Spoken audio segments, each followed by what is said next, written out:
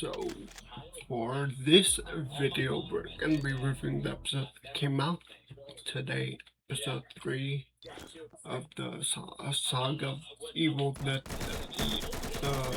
Tanya the Evil. I believe that's how you pronounce it, but the big thing that happened in this episode is that it seems like a third party wants to be a peace negotiator, like end this war. And it's funny to see because Tanya, like, she's very logical, and logically she says the right thing, like, yeah, should swiftly end. She's aboard.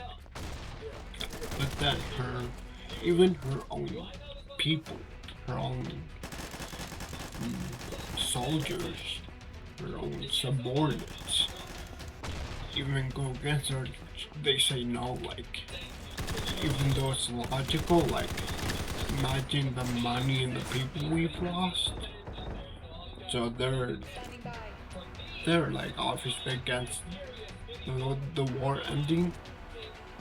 And then we cut to last episode, or not last episode, but we fast forward to the end of the episode.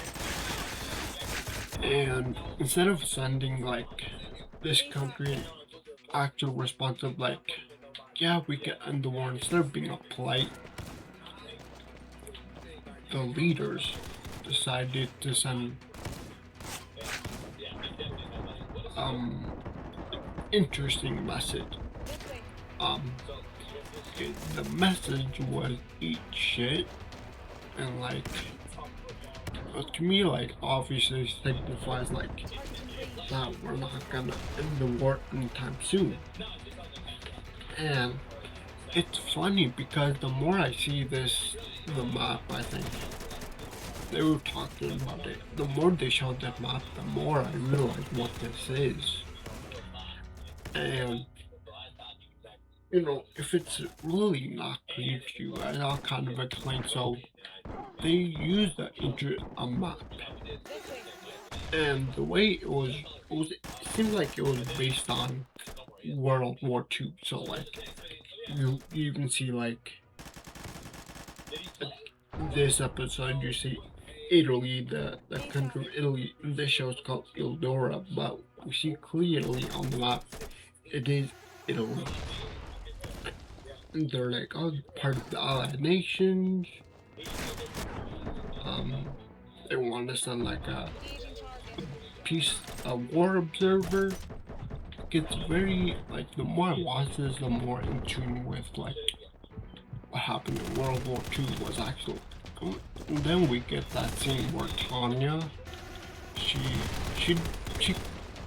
she doesn't really get, she gets an indication that there's someone in this town, and instead of sending a warning, Tanya like fires artillery without warning at the town with civilians. And obviously that's like, it would appear like that's a huge war crime. And Tanya found this really good loophole of like, yes, what you say is true, but that only applies to nations actually signed it. Since this nation did not sign it, that whole thing is kind of void, it doesn't really matter.